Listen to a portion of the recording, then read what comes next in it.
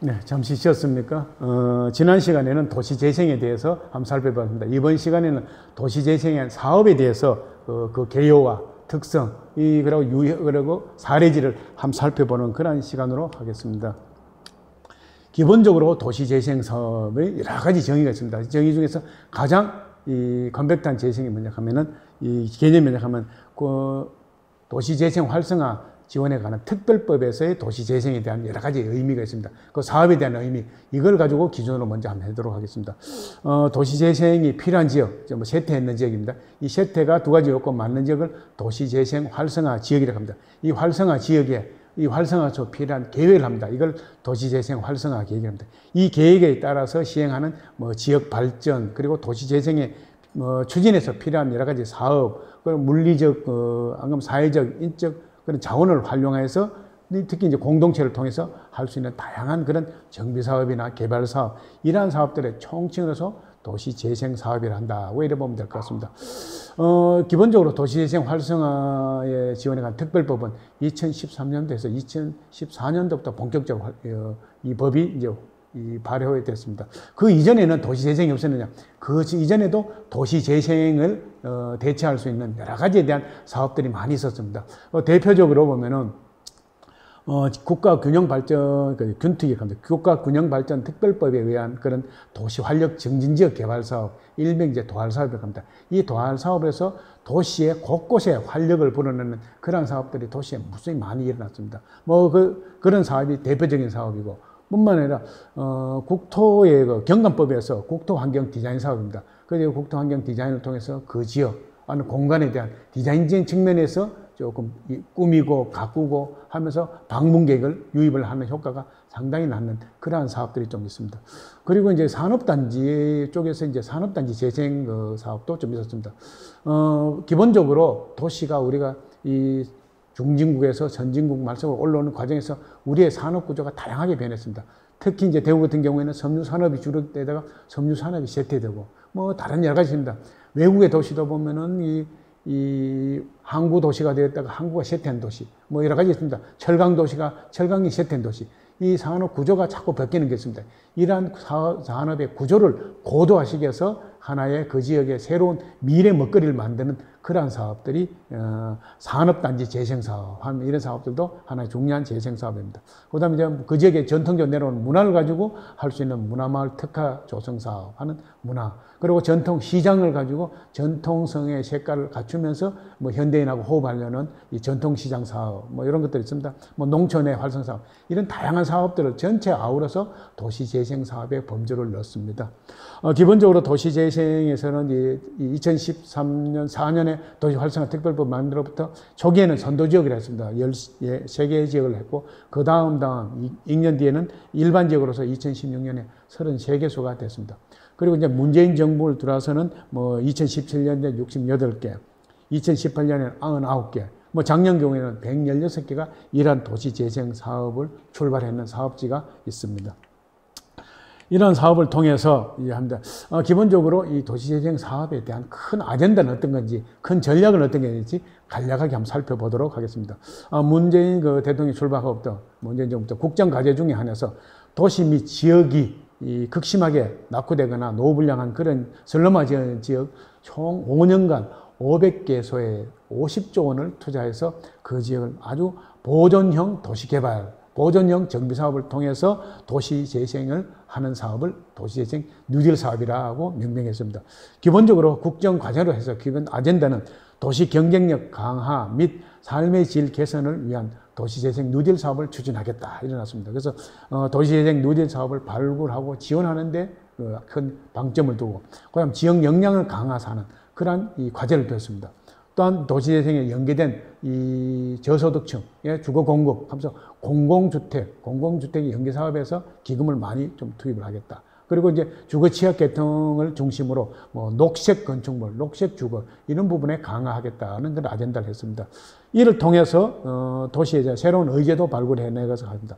뭐 사회적으로 다양성 및 평등한 접근성을 좀 강화할 것이고, 그리고 경제적으로 지속 가능성을 유지하면서 또 이제 같이 어우르는 용인하고 포용할 수 있는 그런 포용성을 좀 강조를 두겠다 하면서 이제 환경적으로도 또한 그 같이 친환경적으로 끌고 나가겠다 하는 이것이 도시재생 뉴딜 사업의 기본적인 개요라 설명하겠습니다. 이런 식에서 이제는 도시가 맞춤형으로 이루어집니다. 도시가 획일적으로 이제는 가서는 안 되고 그 지역에 세태된 지역의 특성에 맞추도록 거기에 맞는 하나의 맞춤형 재생이 필요하지 않냐 싶어서 지금 보면은 5가지 크게는 5가지 하면서 이 5가지의 유형으로 분류를 해놨습니다. 이 유형에 대해서 간략하게 한번 살펴보도록 하겠습니다. 기본적으로 이제 주거 재생형 하면서 2가지로 보는데 우리 동네 살리기형과 소규모 지원형이 주거지 지원형이 있습니다. 우리 동네 살리기는 아주 소규모의 주거지역 그야말로 아주 험한 동네가 쇠퇴한 동네를 활성화하는 그런 사업들입니다. 그래서 뭐 생활 편의시설을 공급을 한다든지 아니면 마을 공동체를 회복한다든지 요래하면서 생활권, 소규모 생활권의 활성화를 하는 이런 사업들입니다. 그다음 규모가 우동 살리보다는 좀 크지만은 주거지 지원형 사업이 있습니다. 이제 약간 이제 골목, 노후 불량한 이제 골목을 하고 이 소규모 주택 정비를 강화하면서 활성화를 유도하는 그런 사업들입니다. 규모가 조금 더 큰 규모입니다. 아마 이거보다 점점 규모가 더 커서 골목 상권과 주거지가 쇠퇴하는 곳에서 활성화를 어떻게 할 것이냐 이런 부분에서 포커스를 맞추는 것이 일반 근린형 재생사업 유형이 됩니다. 그래서 이 주민 공동체를 활성화를 할 것이고 그리고 동네 상권 특히 마을 가게 이런 것도 좀 운영을 하고 그리고 이제 보행 환경도 개선하는 이런 쪽의 사업을 일반 근린형 사업이다 보고 있습니다. 그 다음에는 하나의 중심 상권, 부심 상권으로서의 역할, 도시, 원도심에서의 하나의 거점으로서 있는, 일본에 있는 이런 쇠퇴능 이런 곳에 좀 활성화를 하려고 중심 시가지형이라고 있습니다. 기본적으로 원도심 및 공공서비스 저하와 상권의 쇠퇴가 심각한 지역을 대상으로 뭐 공공기능을 회복하고 역사나 문화, 그리고 관광을 연계하여서 상권의 활력을 증진하는 이러한 사업이 중심 시가지형이다. 이렇게 보면 되겠습니다. 그다음 이제 경제 기반형 하면서 이제 아주 국가적으로 한 도시가 메트로 도시가 좀 쇠퇴하는 데서 이런 데서 뭐 신경제 거점을 활성화해서 일자리 창출하는 이러한 사업들이 경제 기반형이다 하고 있습니다. 이러한 사업뿐만 아니라 이제는 면 단위 사업이랄까 점 단위 사업 맞춤형으로 최대한 효율을 높이는 쪽으로 이 도시재생 뉴딜 사업이 다양하게 접근하고 있습니다. 뭐 기본적으로 유형들이 있습니다. 뭐 사업 구상도에 보면은 이 다양한 형태에서 기본적인 표준 매뉴얼 내서 사업 구상도를 해놓은 것입니다. 주거지 재생형은 기본적으로 생활 편의시설에 중점을 두는 그러한 형태로 많이 좀 나가고 그 다음에 뭡니까 일반 근린형에서는 뭡니까 이 기본적으로 지역의 공동체를 활성화하는 그러한 여러 가지 프로그램으로서 뭐 배치를 좀 하고 있습니다. 특히 이제 골목 상권을 활성화하기 위해서 뭐 걷고 싶은 거리를 만들어서 마을 가게, 골목 가게를 좀 하고 그리고 여기에 대해서 뭐 간이 주차장, 특히 뭐 건물식 주차장을 확대해서 상권을 좀 더 유도하는 이러한 형태도 좀 나가는 그런 형태입니다. 중심 시가지역에는 그 지역의 이제 역사, 문화, 자원을 가지고 활용하는 그러한 패턴들. 특히 경제 기반형은 하나의 거점으로서 새로운 하나의 가능합니다. 대구에서는 문제 서대구 역세권 이런 것이 이제 경제 기반형 사업으로 뭐 일맥상통할 수 있습니다. 이러한 사업들의 기본적으로 예산 부분에서 좀 차등합니다. 기본적으로 우리 동네 살리기에는 좀 거의 100억 수준에서 합니다. 그래서 국가에서 한 50억 정도로 투자를 해주고 나머지 지자체에서 매칭으로 연계된 매칭으로 사업을 추진해 나가도록 했습니다. 그다음 주거지 지원형이나 규모가 큰 주거지 지원형이나 일반 근린형은 국가에서 정부에서 한 100억 정도 예산을 투자해주고 지방에서 그 나머지 여령 거의 뭐 광역시 정도에는 50대 50으로 하는 그런 형태입니다. 그런데 도 단위는 좀 차등하면서 사업의 마중물 사업을 통해서 그 지역에 활성화를 할 수 있는 사업을 유도하는 그런 패턴입니다. 그럼 중심 시가지형은 좀 규모 큽니다. 150억이어서 300억짜리 사업을 유도를 해가고 경제 기반형은 250억을 넣어서 500억짜리 사업을 유도해 나가는 그러한 형태를 만든다. 이래서 맞춤형으로 그 지역의 활성화를 위해서 마중물, 재정 보조를 먼저 투입해서 지역을 활성화하는 그러한 사업의 유행을 살펴봤습니다. 이러한 사업들이 이 좀 유사한 사례는 어떻게 되어 있는지 한번 살펴보는 그러한 시간을 한번 갖도록 하겠습니다. 지금 이 PPT 자료에는 기본적으로 우리나라의 도시재생에서 가장 많이 회자되고 있는 곳 하나가 부산의 감천문화마을입니다.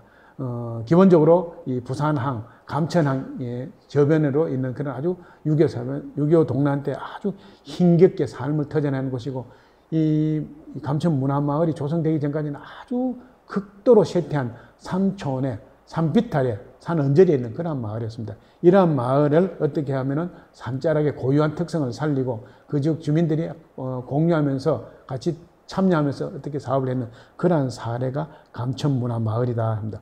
1년 작년 같은 경우에는 거의 300만 명이 방문했는 그런 아주 엄청나게 그 효과를 발휘하는 그런 사업입니다.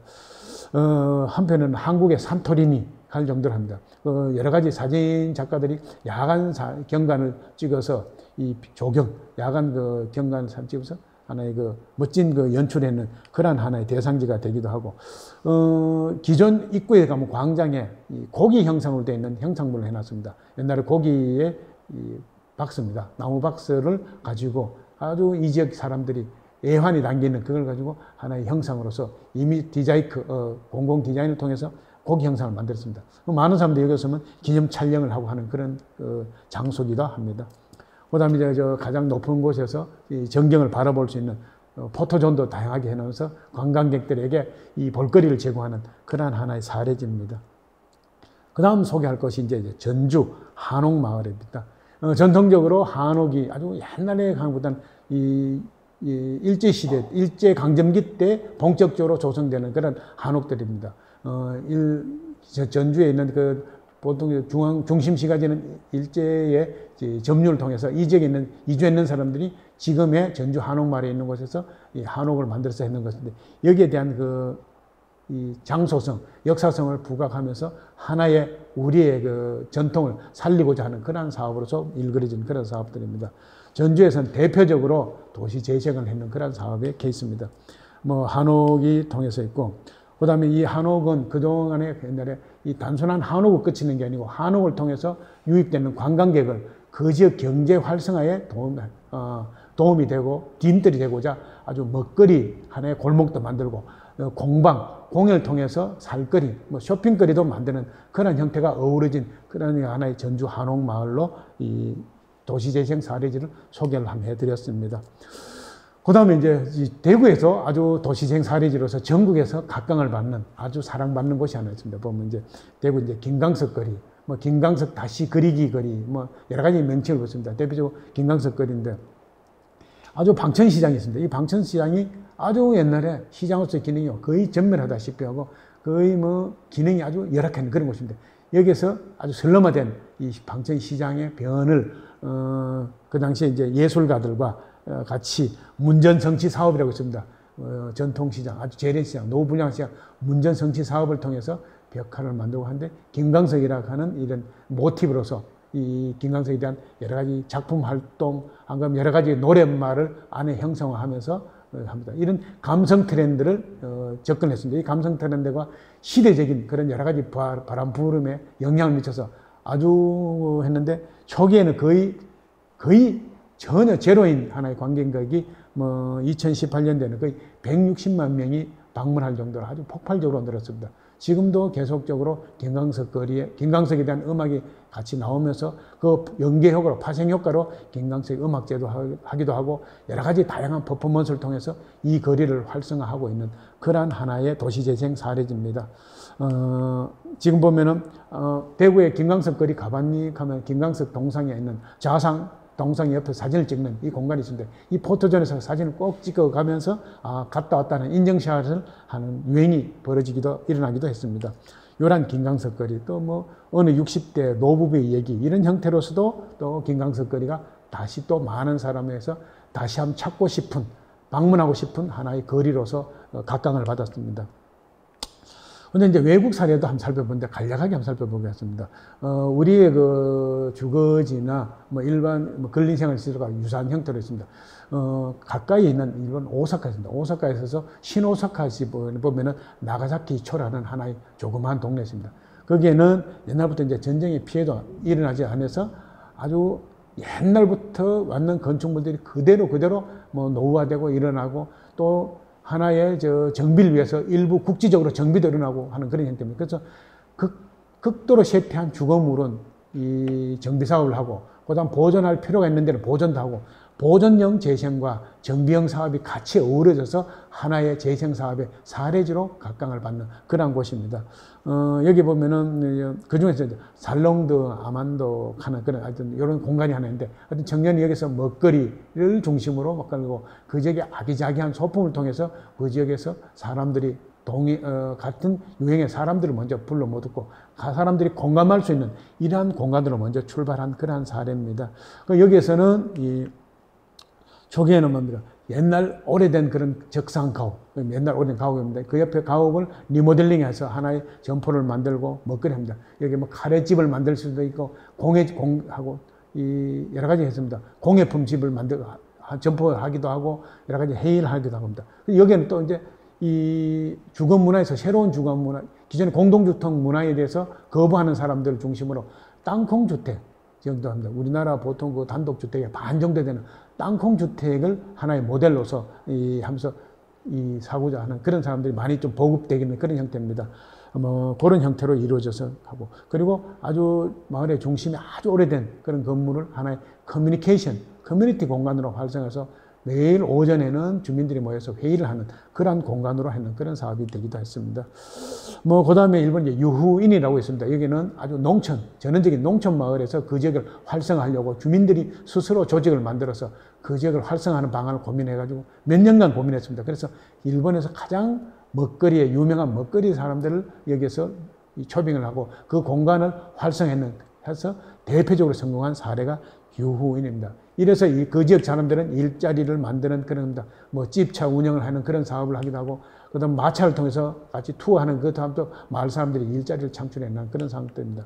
아마 여기에 그 60%, 70%는 한국 사람과 중국 사람들이 이 지역을 활성화하는데 협력한 지대한 영향을 미치는 그러한 사업들의 사례들을 한번 살펴봤습니다. 아마 이러한 도시 재생이 이제 앞으로는 어떻게 나갈 것이냐 하면서 기존의 도시 재생이 반성을 많이 하고 있습니다. 전면 철거 방식에 의한 문제점들을 통해서 주거 편의 공간이랄까 환경 개선의 한계점을 노출하기도 하고 저소득 계층에 대한 원주민 재정책도 문제가 되었습니다. 그 다음 전면 철거에서 역사나 문화, 환경이 훼손되기도 하고 결국 지역 공동체가 약화되는 이러한 문제점을 도시재생, 전면 철거뿐만 아니라 보존형 정비나 개발로 통해서 같이 어우리고 그중에 가장 중심이 되는 게 사람이 중심이 돼서 미래지향적으로 나간다면 지속 가능성이 이루어지지 않느냐 이래 보고 있습니다. 그래서 문화와 예술이 살아 숨쉬는 특화 공간을 조성하고 거기에 이 참여와 소통을 통한 공동체를 활성화하고 그리고 살고 싶은 마을을 통해서 지속 가능한 정주 공간을 조성하는 이러한 사업들이 도시재생에 앞으로 나가야 되지 않느냐 하는 그런 형태를 했습니다. 뭐 이런 형태로서 많은 친환경적인 그런 도시를 관심을 갖기도 하고 역사와 전통도 갖기도 하고 그다음 미래도 같이 어우러지는 그러한 도시가 되기를 이 설문조사에 따라서 많은 사람들이 갈구를 하고 있습니다. 아마 이런 형태로 한다면은 우리 지역이 좀 더 인간이 살아가고 인간이 어우러지고 그러면서 공간만 있는 게 아니고 인간과 어우러지는 그러한 하나의 도시가 이루어지면서 좀 더 지금보다 살만한 동네, 살고 싶은 동네, 자랑하고 싶은 그러한 마을로서 도시재생이 일정한 역할을 하지 않나 싶은 생각이 듭니다. 이상으로 도시재생의 이해에 대해서 수업을 한번 했습니다. 예, 감사합니다.